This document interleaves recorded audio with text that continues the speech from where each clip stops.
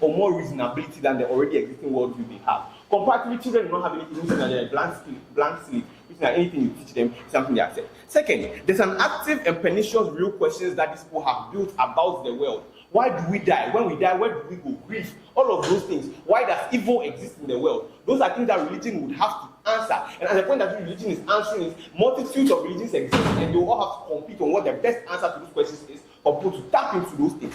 Thirdly, there's a full concept of self that these people already have by the time at which this religion is proselytizing to them. Do you know why that is significant? Because adults resist things.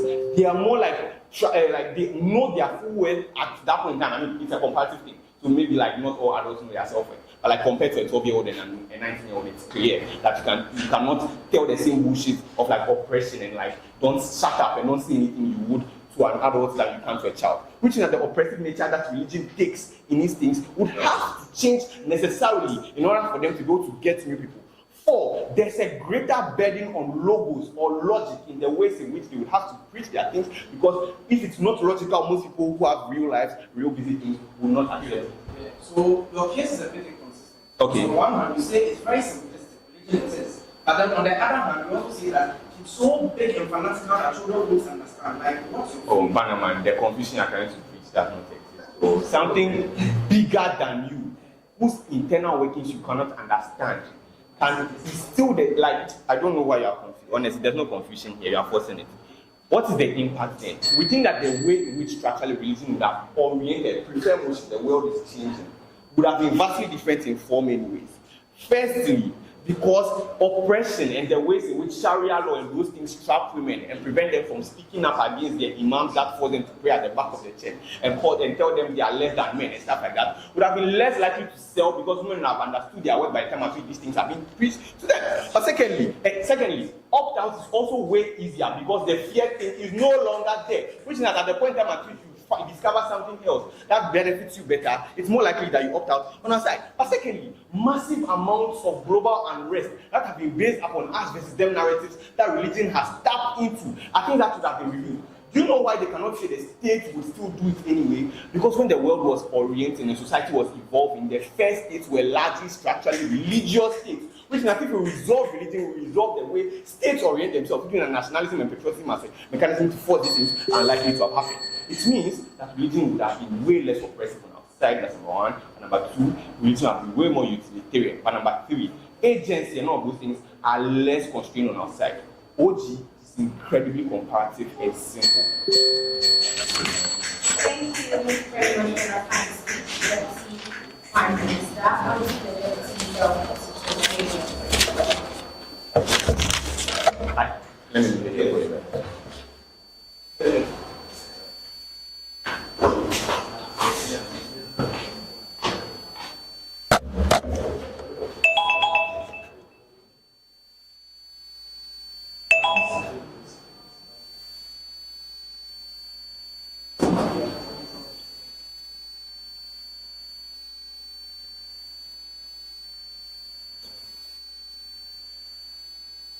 That's my height different.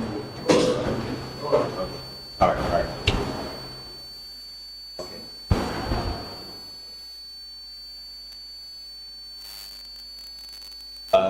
Shout outs to Vacation Spas and Cape Coast Open. If you're watching this, please visit our website, capecoastopen.com, and have something for you this August. What?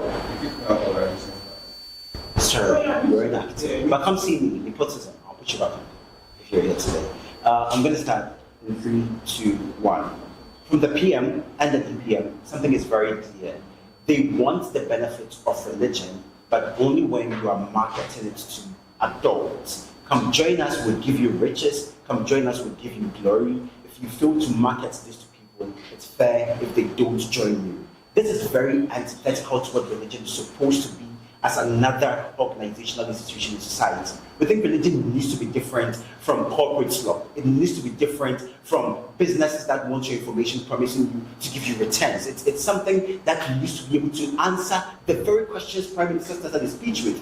People want to know, where are we coming from? Where do we go when we die? These are not only questions children have. Your grandfather probably had them too. So at that point when you are marketing to adults that OG tells you are so hard-brained, they are never going to believe anything fantastical, it means the religion OG paints to you at the point of transition and marketing is one that is purely materialistic, hard-coded in reality, and there's nothing fantastical about it. You can never answer questions about the soul, questions about the spirit. You can't even answer questions about love, because why would an adult believe in love if it doesn't benefit them? Everything becomes transactional. The religious institutions in your world at best have to be just another banking institution. We regret that on our front, right? But then, what is the extension that's going to bring over today's debate? Because we recognize that it's pretty possible to raise a child without religion as these guys want to. But at some point, you are going to have to integrate them back into society with religion, right? That means then that the questions they had when they were kids are still questions that are unanswered. So if the child thought, what would happen if I drank alcohol and my mom did not know, because she didn't know, you can't beat me, there has never been a greater body to tell you, don't drink the alcohol because I told you to, and I might punish you after you die. That means that question is still lingering. So what happens is kids that leave the parent's household at such ages are going to be prone to overindulgence, because now the question becomes, if I can go to college and have premarital sex without my mom seeing me, then probably there is no punishment, because the only reinforcement mechanism in OG side is one that is immediate and it's one that comes physically from the parents. If your parents can't beat you, it means you can do it. So they go to college where their parents are absent, then suddenly they can do all of these things. That means overindulgence. It's not a crazy slippery slope. It's simply a slope where there is no fear of some greater guy hanging in the sky looking at you. That fear is kind of necessary. Overindulgence is going to hurt them. I'll take the closing POI shoot. Okay, pardon. I don't think my parents used to tell me that they would beat me, so I don't drink alcohol. They would simply just tell me that there are dangers to overdrinking at night. Yeah. So that's one way of it. But also it's very disingenuous. Most third world cultures and most African cultures beat kids to raise them. So I'm talking like a white person. Most of you were beaten whilst kids. The idea is, for most cultures where religion thrives, and literally, religion thrives a lot in the third world and most ancient parts of the world. That means the cultures they know, where they are going to use to instill the discipline in the kids they talk of, is one that is going to have to do with corporal punishment and threat of, I'm going to take away your PS5 and stuff like that. Like at that point, if the child can buy the stuff for themselves, you lose all leverage you have over the child. It's a failure in raising your child. The second thing that we want to talk about is one that says that religious institutions, right, and religion as an organization performs a very supplementary role in society, and it can only do that if the members in those religious bodies are super devout. They are ready and willing to just imbibe everything the religion tells them without questioning a lot of it. Now, this can go extreme and it can be bad, or they engage that, but oftentimes these are the good things that we see. What does this look like? This looks like, number one, people go to churches, they pay tithes, they pay offerings, they give alms. The Catholic Church and the Vatican has an insane amount of money. They're literally like richer than most African countries. The idea is they use this to fund things like the Red Cross, fund things like support in vaccine exploration, yada yada. All that monies they collect are because their members are so imbibed with the idea of the Catholic Church, they don't even question, they don't even look at the end of year reports.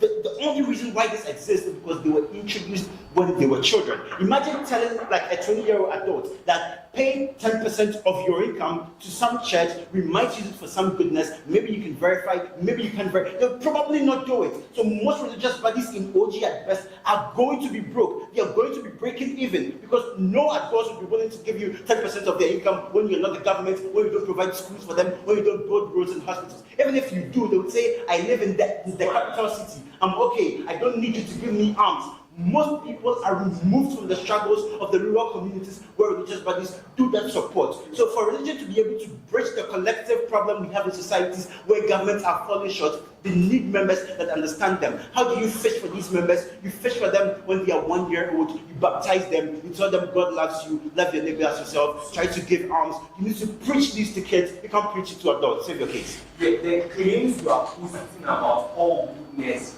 charity going away, depends upon human beings not in without religion, understanding empathy and seeing post-African. Sure, that's fine. Yeah, so again, reality check. That's why you can never beat us. Reality check. Human beings are exactly that terrible. If I live in the city and you told me to give you 10% of my income because you want to put water in some rural community somewhere, as long as I don't benefit, I can cite 10 reasons why I can't give you that money. Rising cost of food, transportation, inflation. You are no more human than I am. If there is no sky daddy rewarding me when I die, I would not buy your bullshit marketing. The only reason why this works is when you market it to kids. Human beings are really that terrible. Government feel your reality check falls on you.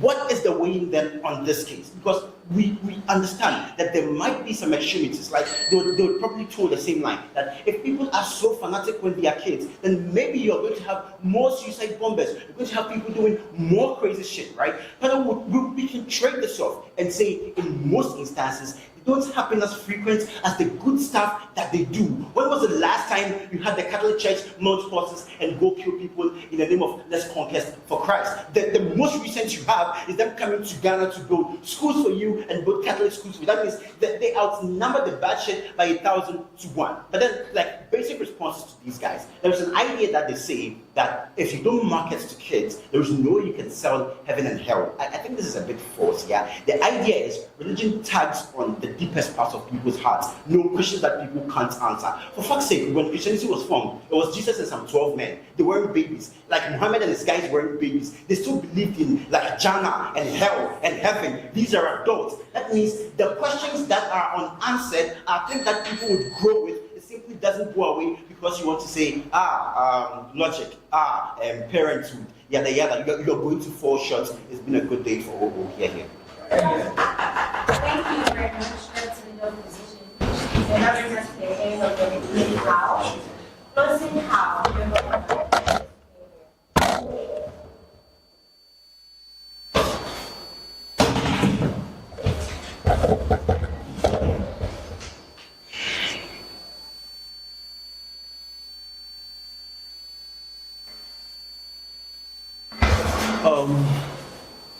Good afternoon, everyone.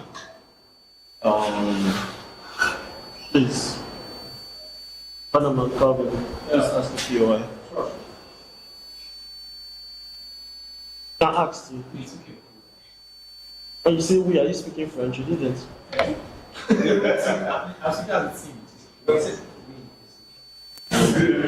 All right. Okay. Opening government has done an excellent job at showing you what religion looks like in our world. They've shown you what, especially like both teams, do a lot of talking around what religion feels and looks like. We think that the debate lies more closer to what is best for kids. Where are kids being raised better? For two reasons: because kids become adults and they participate in society, but secondly because kids are vulnerable and they are at this stage where their development is very critical. So where do we raise the best kids and all of that? We're going to prove three things. We're going to show you how in our world children are better able to develop autonomy. We're going to show you how the harmful forms of indoctrination are reduced, and then we're going to show you how society overall becomes better.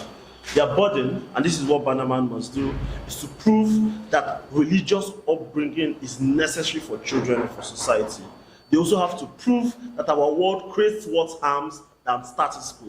And thirdly, they have to show that the parents' right to transmit these ideals outweigh the harms that are caused. Let's talk about opening opposition briefly.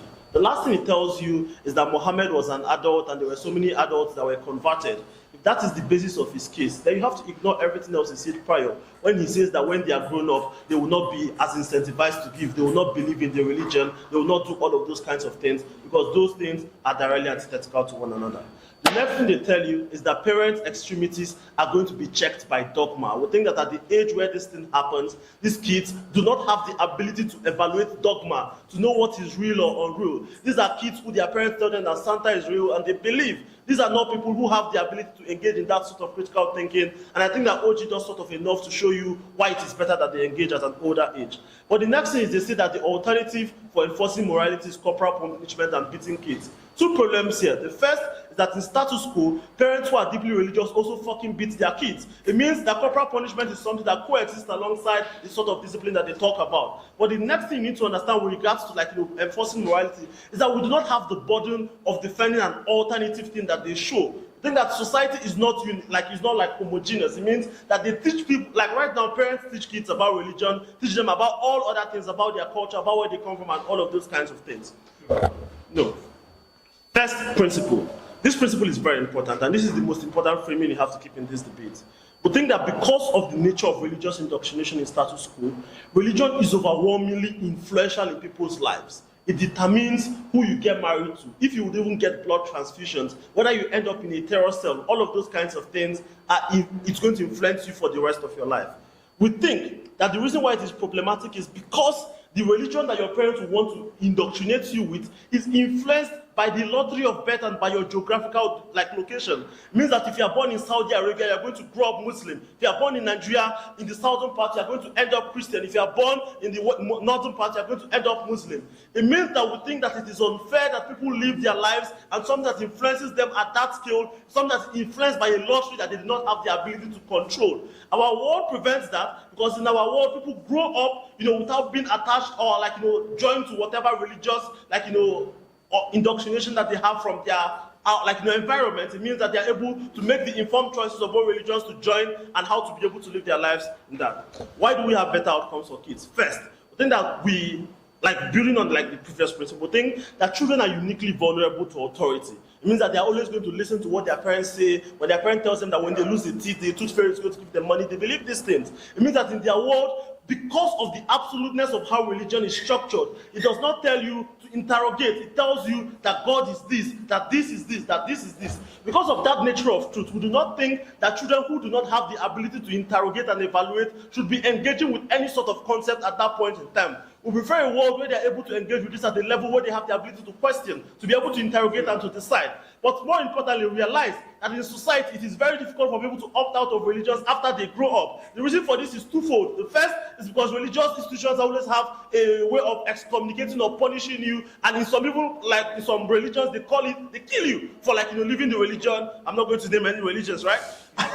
At the end of the day, it means that people are forced to be bound by things that they were forced to join at a point where they did not have the ability to critically evaluate the merits or demerits of joining those kinds of things. Their argument cannot be that it is beneficial for charities and those kinds of things for two reasons. First, charities already raise billions today. But secondly, they use their argumentation to say that adults are still able to buy into those religions at some point. If adults buy into them, they can donate to them, and all of those things do not happen. Second level of mechanism is on how religion shapes their identity before they can consent.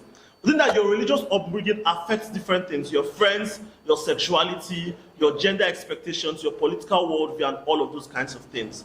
What usually happens is that children end up internalizing these norms before they even understand that there are alternatives that exist. If I grew up in a Christian household, I will not believe that it is okay to be gay, or that being gay or queer or effeminate is bad. It means that the absolute truth of religion forced me to believe that my life is terrible, that I'm a sinner simply because I find a boy cute. At the end of the day, what this causes is that children end up living an identity that they are forced and enclosed into. It means that even when they grow older, their sexual orientation makes them to feel like they love men. They are unable to feel like they can go and do all of those kinds of things, and it affects them. Second level of mechanism is that we reduce the punishment that exists for questioning. In religious homes especially, because they beat kids, what usually happens when a child expresses any view that feels too opposite to what God wants, there is higher resistance when they are kids. They are forced, they are shunned, they are asked to not ask those questions and those kinds of things. What happens at the end of the day is that they are not able to critically evaluate these things. When they are adults and they want to engage with religion, nobody is going to fucking punish them for asking questions about what Muhammad got married to a 6-year-old or whatever else it is that they want to question. It means that they are now able to make a more informed engagement with religion. Next layer of argumentation is on how we have better outcomes for society. Two things. We think that religion at a young age creates my group, their group, those kinds of things. What this looks like is that people are convinced that their religion is the one true religion. It means that when they go to school at a very young age, without building social skills to be able to engage, they begin to think that their neighbors, that the people around them are bad, they are going to hell and all of those kinds of things. We think that even the most tolerant religions still create their boundaries around identity. This is bad for multiple reasons, right? But more importantly, the second mechanism here is that we have fewer inherited ideological conflict. We think that the world is never going to run out of different layers of conflicts that people have. In our world, these conflicts are conflicts that people consent to and go into an age where they can critically evaluate. The impact of this is that we have a more pluralistic society where people are able to engage without feeling that they have to be locked into something that they consented to or they did not consent to when they were 1 year old. At the end of the day, we think that kids are worse, that children are raised worse, and that vulnerable minorities are affected when they cannot be gay simply because Mohammed said so. Thank you very much, Mr. Mohammed, for the speech.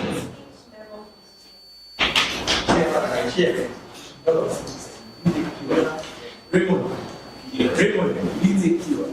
For Dr. Satellite, please.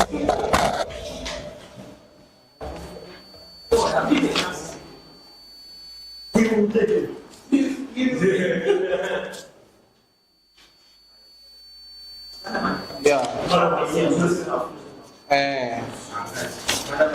I should look close enough.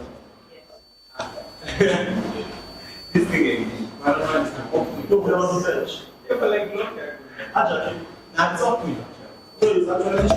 All right, let's do this. Can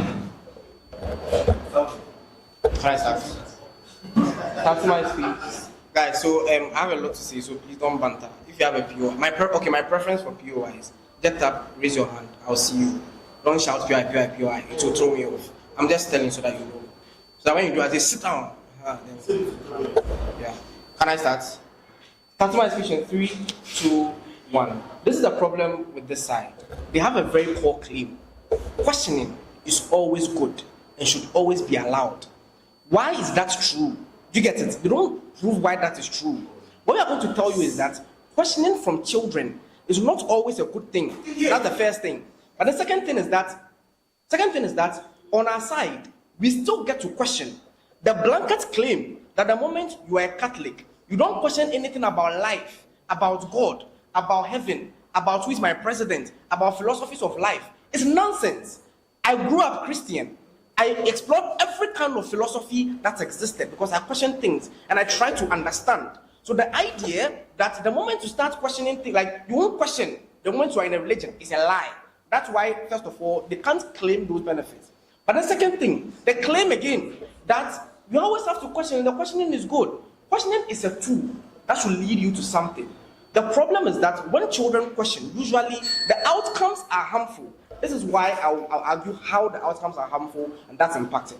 One, how do children come about, right? We think children usually come about, tabula rasa, as they say. The conceptualizing of children is that they come without a manual. What that means is that we need to be able to create a system that gives them the manual to be able to live within society. The comparative in this debate is that, and notice, panel, this is very important too. On their side, there's no neutral link there. The link on their side is secularism. Secularism is in itself a worldview. They need to explain why secularism as a worldview is a more important idea to exist in society, which they don't do. Or the only thing they say is that, oh, but religion has harms. So let's also come and show the harms of secularism. I'll do it for you, don't worry. But then we say children are born tabula rasa, they require a manual. That manual means that it needs to be able to show them a base form of morality that they must pursue. Morality in itself is not constant. There are various kinds of morality that exist. What that means is that we need to give them a base form of morality, which they can then use to measure against other forms of morality. It means the harm on their side is cognitive dissonance. What does that cognitive dissonance look like? It looks like at home, you are told that this is what you're supposed to do, but then you are not taught things like religion and all those things that are supposed to help you to hold those moral views like hard, right? But you go out into school and then there's another moral view. You go to society, there's another moral view. It means that your decisions that you are taking, usually there's a competing idea in your mind as to whether this is right or this is wrong because you are thrown to the wolves with different moral conceptions. Guys, we think this means that the cognitive dissonance is harmful to the child, which we all want to protect. That's the first thing. Second thing, now that we've established that children need a manual, why should parents be the ones to do it, which is a burden they placed on us, right? Because it's a whole new world. Okay, so it's a whole new world, right? In this whole new world, why should we still give parents the power to be able to determine whether their children grow up religious or not? A couple of things. Number one, because of proximity. Because you are more proximate to the child and know what the child needs the most. Number two, because the child is being created to mirror your identity. These guys mentioned it, they said they won't argue it because it's not symmetric.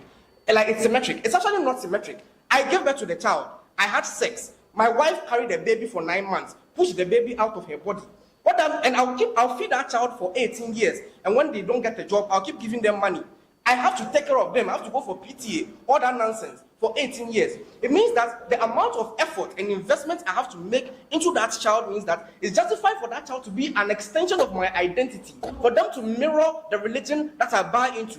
They need to prove why, if society is recreating, this should be the priority, guys. This should be the priority that we need to do. They don't buy, no, just raise your hand. They don't say anything to show why that should be the case. We say that children should be an extension of parents, and in that case, they should be the ones to be able to raise them with whatever religion they want to raise them with, right? But the next thing, we think the benefits of religion are locked out, and that's something people don't talk about.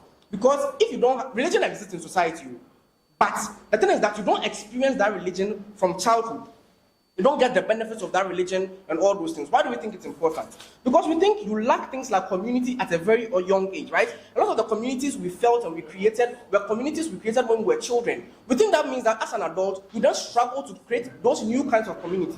Number two, we think you get some false forms of emotional support that largely will not exist on your side. Even if it exists on our side, we say it exists more because we started early. So we think it means we have more benefits that they don't have on their side. But then the third thing, financial support. A lot of people who start religion very early, who belong to churches from a young age, get so much financial support, school fees, and all those things. Like, all these things exist. On your side, even though they will exist, they will not exist from a young age. It means all those benefits are locked out, right? But then more. But let's tell you, so let's tell you the harms of secularism. Why do you think secularism is largely going to be a bad thing on their side? For them, yeah. Cognitive dissonance is worse for him. Because religious morality is usually pernicious and affects. No. You see, guys, it's okay. You see the problem with him? Religious is pernicious. Why? I believe in God because God is good. I should serve God. I believe in the Bible. It's pernicious. Why? The fact that you don't believe in religion doesn't mean that it's pernicious. Do you get it? They don't show why that is the right thing. And that's why you can't even buy into that claim in the first place. But then moving on indoctrination and inconsistency and all those things. These guys say that, there's some form of indoctrination that will exist, and because of that, the proselytization of the process is bad. Guys, every single thing you do to get to where you are is as a result of indoctrination. The state indoctrinated you to love Ghana. If the state didn't tell you to be patriotic and all those things, you would not give a fuck about Ghana, right? The ability for you to even do certain, like little things is as a result of indoctrination. That's the first case. The second case is that fear, which is the biggest case. Fear is so bad, it's so terrible. Fear is literally embedded in everything the state does. If you kill somebody, you will go to prison. You don't want to go to prison, so you will not do it. It literally exists in every single thing we do. So it means that they can't claim that fear is some unique thing that exists on our side, right? And then the final thing, we say that in our world, there's an added layer of morality that prevents people from being animals. Even in a world where you are taught to be religious, you are taught to be moral, you are taught not to hurt your individual, I can just get up and slap somebody. People are being killed, people are being raped. What that means is that in a world in which you remove that layer, because for you to commit a crime or do something bad, there are several layers. It's not good. I'll go to hell. I'll go to prison. In their side, you remove one layer out of it. It means that it becomes easier for people to do very shitty things, to do very terrible things. It means on your side, it's far worse for society. On scale, we already win because we show you how the harm is much more in a secularist world where more people can do more harm because the barriers of entry are lowered because the morality that you get from religion is removed. On your side, you fuck society up, and that is why we can never credit this win to them. CEO wins the debate. Thank you very much, member of opposition. Of course, I'll give you guys a chance to make your case. I'm not with you. All right. We'll check your view. All right, so I'll be starting in 3, 2, 1. Let's start from CEO because they're like, I thought, we'll lose this debate, but apparently they are fighting for that 4th spot. What exactly did these guys tell you? The last thing they say is that people are going to do worse things if you don't have religion. I want you to think about the least religious countries you have on earth, right? Take a look at the West and how religion is so dominant there, and compare the amount of crimes you have there to the amount of crimes you have in third world country. It's literally symmetric. We see no reason as for you guys to come and say that, if you do not teach religion, people are going to commit more crime. That's incredibly stupid. The second thing they tell you is that everything you know today is because of indoctrination. So indoctrination is not bad. Ghana teaches teaches you to, that Ghana indoctrinates you to love your country, I want you to ask yourself, to what extent does that indoctrination of loving your country affect you? Because the problem with religious indoctrination is that it doesn't control one aspect of your life. It controls every singular aspect. Things like how you dress, right? Whether you think it's okay for you to wear wigs, wear lashes, fix your nails, be friends with a particular person. That tells you it's different from just something as simple as loving your country. Like, they're not even symmetrical scale. What kind of stupid argument is that? The third thing they tell you is community, right? So religion is going to give community. Panel, you can have community outside of religion. You go to school for 18 years, enter college, in pretty much like the reason why you're here, like this community you have, is it fucking religion that gave you? No, debating communities, sports communities, a gazillion different communities exist in this world. We see no reason why you have to do that. The same thing with emotional things, like your friends, the people here, right? You literally get emotional support. We see no reason why that makes sense. And also the last thing is financial support. You can get financial support from anywhere, man. Like, it's so stupid. The other thing they tell you is on parenthood. But that's like, this is, I'll take a PY. This is the funniest thing they say. Oh, I gave birth to this child. They deserve to be an extension of me. This is very wrong. Unless maybe we don't want to go back to a world where we think that children should not have autonomy or children should not have their own identity. Because recognize, and this is why we do not even want us to teach religion. Because when one analyzes to you that when you teach children religion, then opting out is going to become harder. And that is why we do not want to. Because see, as they're saying it, oh, well, you're my child, you must do whatever it is I want to do. That means that even at the point where that child grows up and begins to question, is this thing right or no, but they're not able to opt out because of similar ideas like this of, oh yes, I gave birth to you, you must follow what I want and you must do what I want. The other thing they tell you also is cognitive dissonance, the idea that you're going to learn different moral view, one in your house, one in school, and one other things like that. Recognize that the very basics of morality are consistent across all forms. So even if you do not believe in religion, you still think it's good to be nice to people, you think it's bad to not kill. Like, there's so many bases. So just how much moral cognitive dissonance are you going to have? But even if there's going to be cognitive dissonance, I'm sure, even if there's going to be cognitive dissonance, it's going to be worse on their side. Because recognize, different religion necessarily teaches different things, particularly when it comes to certain dogmas. Which means, if you in your house are being told that wearing earrings is a sin, and you enter your school and you see other people wearing earrings, it is at that point that as a child, you're more likely going to have more cognitive dissonance, unlike with other forms of secularism, where things like that are very much symmetric. But let's talk about OO, right, and why they essentially lose this debate. OO says a couple of things. Well, parents can be bad, so we need something to check parents. I want panel. People, even people within religion, like if they agree that religion informs your things like your moral, it means that if you're a racist, you most likely also belong to a sect of religion that practice racist view. So if you're a member of the KKK in the US, it's most likely that you're a Mormon. It's insanity that somebody who is heavily racist will practice a religion or will practice that religion in a non-racist way. Panelists, because what they want to tell you is that, oh, if your parent is racist, the religion your racist parents introduced you to would allow you check your parents. Why? Like, it makes no fucking sense. People, and mind you, religion is also to a very large extent subjective, which is why you have different interpretations. It's just some churches will say things like, oh, watching television is a sin, alright? It's just some of them will tell you wearing trousers is a sin. That tells you that even within religion, people inform their own, what is it called, values, and infuse that to religion. Save your case. So see the idea why we because you enforce on children regardless of which other secularism or religion. How do you check that enforcement? Panel, please. The second thing they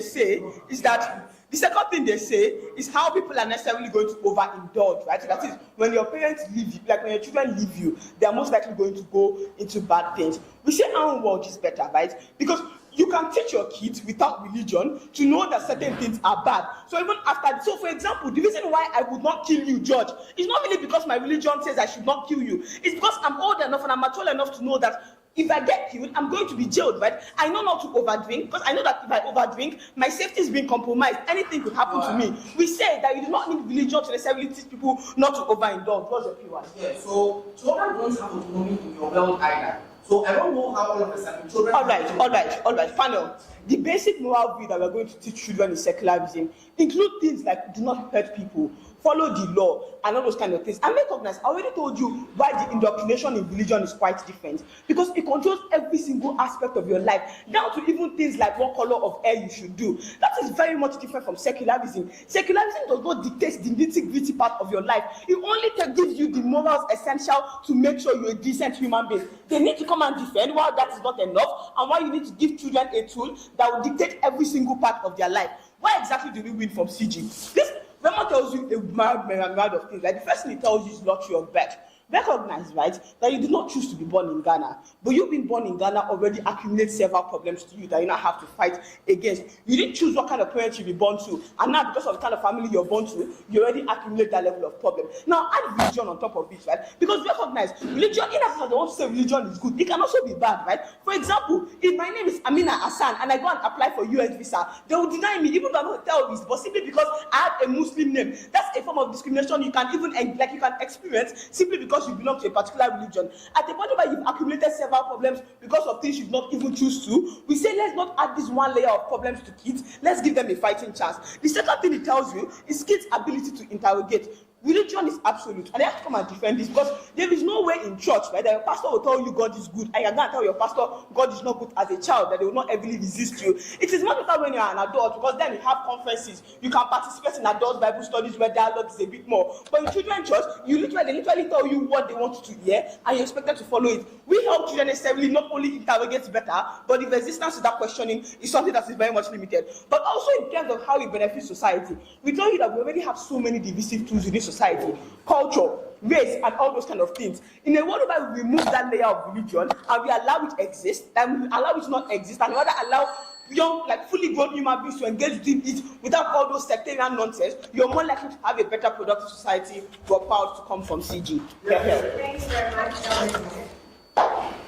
Opposition rate.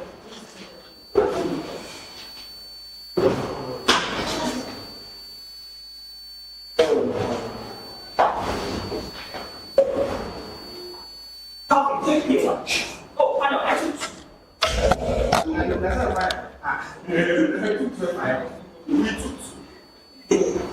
Oh yeah, I made up for the back.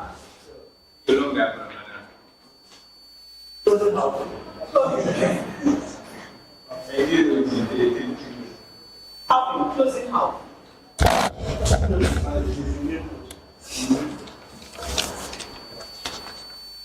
If you are preparing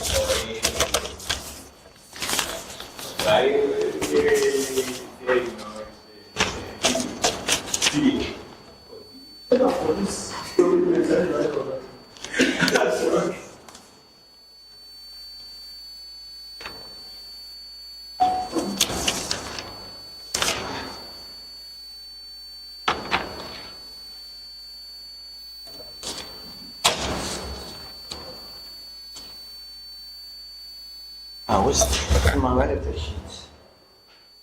Okay, that's it.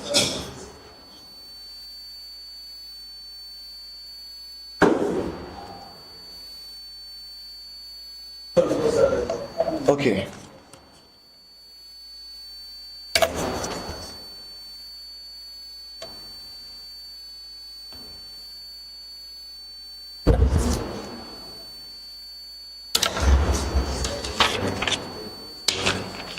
Sorry. Please check if I'm missing a sheet.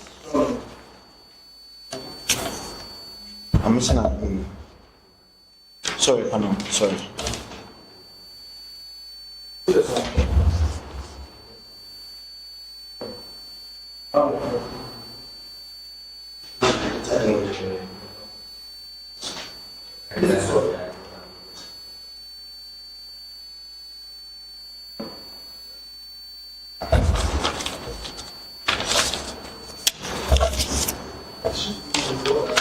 Sorry. What is it?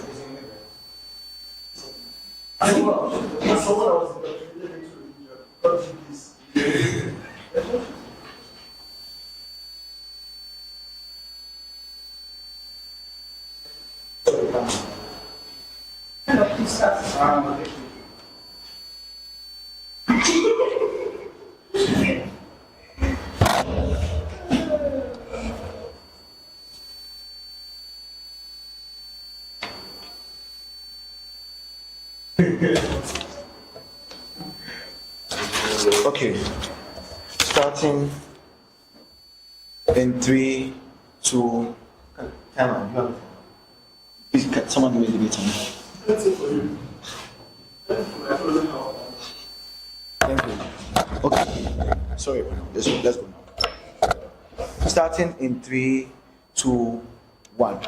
The first thing we need to understand that we live in a society where there are so many things that try to influence the conduct or our behaviors in order to do good things for the most number of people. We have the media that tries to do it. We have family. We have education and schools. We have social media. And we also have religion. The thing that Barnabas tries to explain to you is that the way that the world exists in, with the myriad of influences that we have, everybody, about 6 kind of things are trying to help you to actually live a good life and do something well. But we still struggle based on these several number of mechanisms that we try to make people do good things. Imagine a world in which you remove one of the layers, that's like one of the layers amongst all these other layers. In our world or in status quo, there are 7 mechanisms, or about, let's assume there are 7 mechanisms that help us to do good things. Their world says we should make them 6 because people will suddenly start being right, or people will suddenly start acting right. We think that a world in which that says that we should jettison one of the several threads or strands that helps us to cause people to do good, we should remove it and depend suddenly on the 6 remaining ones because people will magically start behaving right, is one that cannot win today's debate, because even in status quo we are struggling with the 7. You cannot remove the 7th one that is so important if all of us can agree that religion has some social hold on people. That is the first frame which defeats every side in today's debate, because then they lose that tug of war about moral actions. The second frame that deletes them is this. We think that the world, we are born into worlds, right? A world that does not give us any direction or any form of template or manual about what is the right life to live, or what goals you should achieve, or what objectives you should achieve. We think that this meaninglessness is so pernicious even to adults, such that we become anxious about where we are going in life and the kind of things that we need to do to survive and the kind of things that we need to do that gives us meaning. But the man tells you that when it comes to children, that anxiety is even worse off because of their tabula rasa nature, which means that in their world you damnify children even to more to further anxiety and further meaninglessness, because there is nothing at all that gives them some sort of a roadmap as to what a meaningful life looks like. He told you that the function of religion in today's debate is that it gives us some form of a template around which people can actually start their lives and gain some sort of meaning when they actually need it the most. When they are most vulnerable and when they have no sort of any other sort of influence. We think that to the extent where we have people that are in status quo are able to decouple away from those religious influences in the future, we think all those harms that they say exist really does not exist. I've deleted like a bulk of the arguments based on this substantive. But what is Bannerman told you and why that is that important? He told you questioning can be harmful when done by children because it leads to more anxiety, which is worse off than what children can adults even can handle. He told you religion comes with moral templates and precepts which help them to start a very beneficial life, even if they decide to actually do away with it when they decide that it becomes harmful. But he told you that the parental obligation to do this is because of 1, legacy, but 2, the proximity with them to know truly what they need. But finally, I'm adding this, because in status quo, when children mess up while being children, it is parents that bear the loss, that bear the harm, that bear the burden, that bear the liability for actions of these children. In which it is principally consistent that it is parents that should have the buy-in into how these guys work. Before I even deal with them, take their POI, let's deal with a way up. This is a very good room. We miss a lot of things that people are saying could be right. Let's weigh up on why, even if they are, why we win. Because of the level of substantive you get from site CO, right? We are able to show you that children are born with no knowledge, no consent, no fixed manual, and an ability, but they have an ability to cause harm. It means that there's an overarching anxiety or mental anguish and cognitive dissonance that children are like labor under. We think that even if religion has all these toxic narratives, the trade-off to be able to defend the most vulnerable actor in today's debate and the most vulnerable stakeholder, because of the level of a lack of safeguard or self-defense that they have, is one that you think is more important than any of the substantive that you get on these sides. But the second thing we tell you is that because religion has a rippling effect that caters to even putting people in check and religion and reducing social vices and all of those other things, it means that even on a scale of numbers, we affect more people in a world where religion actually exists than if it does not. But the third thing we tell you is on the certainty of harm, right? Assuming these guys say religion has some sort of harm, we think that not every child sticks to religion in status quo, and that is a fact. And that's why, for example, some Jewish children can go for Rumspringa and are allowed to roam the world to actually adopt and find new moral values. In a way, that means that they are free to actually leave the religion if they do not want to do it. But the existence of things like social media, cancel culture, education, right, and modernization are things that are able to actually check these things. We think that if it was so certain that everyone that was religious will be bad, then every Muslim that supports jihad will actually will actually be a terrorist. We think that is for shame. We know people, people that actually started as Christians and have crossed over or have cross-carpeted. We think the certainty of harm is not worse off in their world. But the last thing we need to understand is the intrinsic and certainty of harm. It's intrinsic harm. But before I do that, opening. When you are doing the way up, remember that how it tells you there are 7 things that I tell you to do. Ask you to keep the last 7 things. That has also caused. Charlie, thank you for the waste of time. You see, thank you for that. So, and that brings me to the intrinsic, the fourth way to weigh intrinsic to the motion. Go back to your sheets. Look at everything they say about religion. I promise you, it applies to capitalism, it applies to nationalism, it applies to racism and xenophobia. It's because of capitalism that I want to wear dreadlocks, but I can't go to court with it. That's why these people's arguments is really nonsense, right? Because I want to wear dreadlocks, but capitalism affects my identity and I do not do it. Nationalism does the same thing, xenophobia does the same thing, racism does the same thing. We are not saying that religion does not have harms. But we are saying that the good that religion gives us, especially because of the kind of people we are dealing with, is so important we cannot do away with, because it's the last chance for self-defense for a society. Why? Because in our world, we are supposed to defend status quo. We have mitigation. There's a rise in education. There's a decentralization of religion. That's why there are counter examples of churches that actually preach less radicalized things. There's call-out culture and there is opt-out. We think when you do a comparative and you weigh their best case, they do not beat the substance you get from Banaman. We win. Crowd.